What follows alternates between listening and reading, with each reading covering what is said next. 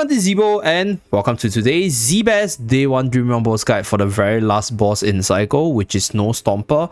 So we are pretty much done with all the bosses. So if you want to recall all the different Day 1 best Dream Realm boss guides, for those of you guys who are starting the Waves of Intrigue season, you guys can look it up in the AFK Journey Dream Realm playlist itself. Okay, so for today's video, we're currently at district number 1. I'm gonna share my the records shared by other players first. For example, like my friend over here, who's usually the top 1 guy, he uses Talene together with Torrent, but for my kit, I didn't run Torrent and I did run Talene. So I'll share my build later on and explain the rationale behind it. So first of all, let's start with his build. This build right here is at the hard difficulty 1850 mil. So this features Talene, OD, Lily May, Reina, as well as Torrent. So Torrent is linked to OD to protect OD, to soak up some damage, because Lily May as a character is able to actually go into inbound state, taking less damage herself. And then you send in Talene with Reina to heal Talene up, and then when Talene is channeling her ultimate, you will be able to make sure that she doesn't lose that much HP. Although against this boss, I personally don't think that Talene is that good, but let's run through the replay first and then I'll explain why Talene is not that good for this boss. Okay, so first of all, Talene is used as a damage dealer as well as a buffer for the flame on Torrent for additional burn damage on the boss. But the reason why I say Talene is not exactly the best for this boss is because Talene is pretty much not using her ultimate more than 60% of the battle, which is huge potential wasted. And I think personally, Talene is honestly not meant for this boss. And for this boss itself, you want units which are less reliant on their skills to maximize their potential. Units like Odie, once he throws out the ultimate and then he just normal attacks all the way.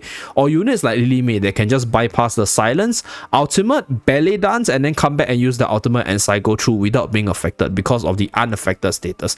So these are the units which I think in general will be better. And obviously Talene isn't really the best choice, although Talene in this team itself does quite a bit of damage, but it's just a lot of waste potential. As you guys can see, it's like basically Talene is just not that good if she's not spamming her ultimate, right? So this is why I think Talene as a unit against Snow Stomper is not exactly the best. Let me state some units which I think are generally really good for this boss. So other than Odie, other than Lily May, they're generally really good carries, right? Merrily is also really good, a unit that just relies on the normal attack, but Merrily before the endless stage is not that good in terms of damage scaling because I think the magical side haven't set in yet.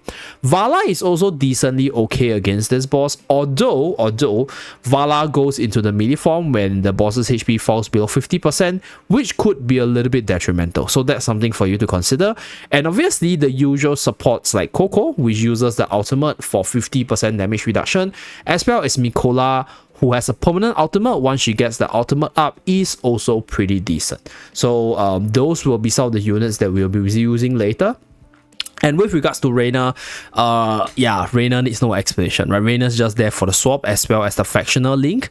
So that's pretty much it for the best team shared by my friend over here. So now let's move on to my very own team right here. Okay, so I'll talk about my team and the rationale behind the positioning and why I put my position like this. Okay, so first of all, we are gonna send in Mikola with Reina.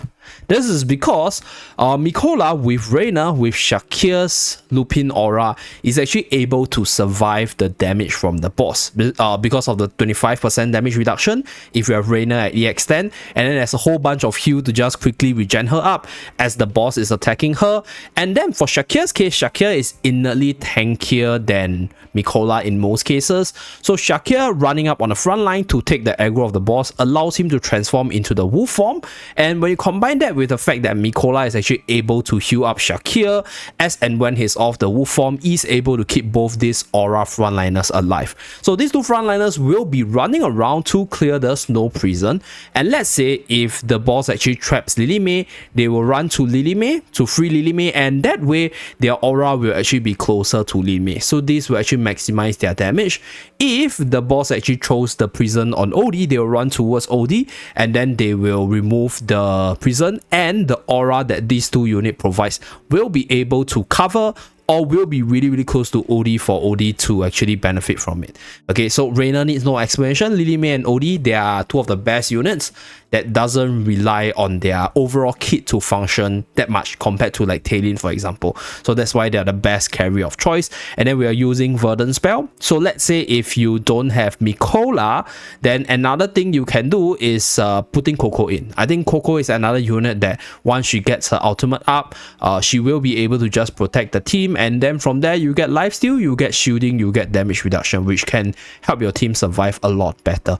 So this is the strategy that I employ, and without further ado, let's start the battle. So I'll do it at one time so you guys can understand what I'm talking about. So right now Shakir is taking the aggro of the boss, okay? And then Shakir will transform into the Lupin form. So there will be a little bit of RNG where if the boss crit, there's a possibility that the two frontliners will die. But Mikola, with her own heal, with her own damage reduction from the courage sphere, as well as the Lupin aura coverage, will be able to tank most hits from the boss.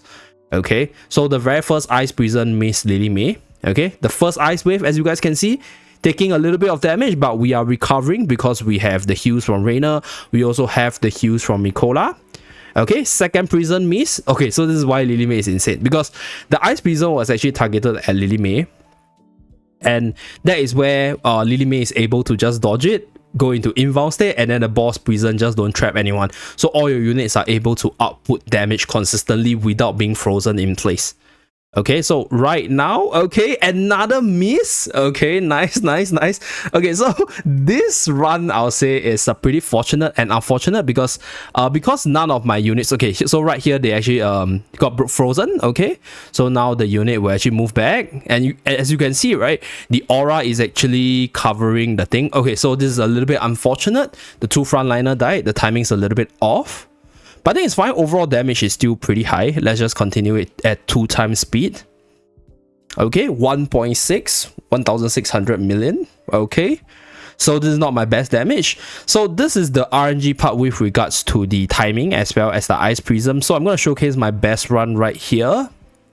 Okay, same formation. So this is the run where Lily May actually got trapped, and then my unit actually ran towards Lily May to free her from the prison, and then right, the aura benefits Lily May for her to hit a little bit harder, and my two frontliners actually managed to survive for a really long time because I guess when the boss was using the Frost Breath, my Shakir was in Lupin aura, and the heal coming out from Mikola was able to heal him back up for him to transform once again. Yeah, so as you guys can see right here, managed to transform, and then we survived this wave. This was the wave that we died previously. So this was when Shakir was not transformed, and then because my Lily May was actually trapped, Lily May actually caused the two units to move back to kill the prison, but at the same time, because of the repositioning, the aura actually has a better coverage on Lily May. So this is why I was able to actually luck out and do 1.8 bill.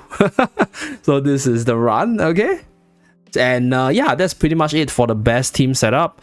In terms of the Snow Stomper itself, for the substitutes portion, it's going to be a little bit challenging. Like, I think Smokey's not a good unit because like Smokey's pretty much even worse than Talene here because Smokey has a 4 second before he can use his skill, and most of the time he's not using his skill because of the silence.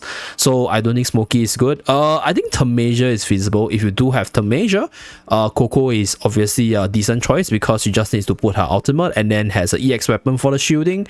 I mentioned Merrily is also really good, and I guess that's pretty much it. Yeah, a lot of the other units are not that strong. Okay, Kruger is also okay. You can do a physical team with Lenya as a carry as well, but okay, I tell you what guys, let's do it just for you guys. Okay, we're gonna do it, and this time around we're gonna try Lenya as the carry of choice. So let's do a physical team for my viewers. Okay, let's see, warrior, rogue, support. Okay, good. So without further ado, let's start this physical run. Let's go. So the artifact of choice is Verdant Spell because Verdant Spell offers the most, I'll say, like defensive stats, which allows your team to actually luck out and then bypass that like frost wave damage to survive for like one more wave to min-max your damage. Okay, so right here, okay, Mikola. Oh wait, okay. Okay, the damage output is a little bit lower, but it seems like my team is actually surviving better. Okay, let's see what happens when we reach the 1300 mil range. Okay, Frost Wave survived, so we can go one more wave, and we might be able to do 1500. Okay. Okay, nice. Okay. Okay, a little bit worse off compared to the OD team. 1.4 bill. Okay, so this is the damage distribution. Mikola and Lenya doing the same amount of damage. Okay, I mean, it's understandable because I think Lenya loses quite a bit of damage because she's not able to spam her ultimate against the boss. Okay, so that's pretty much it for this Zeeebas Day 1 boss guide series, at least for this cycle in the early game. So for those of you guys looking for the other Day 1 Zeeebas Dream Realm boss guide for this Waves of Intrigue season, they're all found in the AFK Journey Dream Realm playlist. Okay, so that's it for this video. Thank you very much for tuning in. Do remember to like and subscribe to see more. See you guys again in my next video. Bye guys.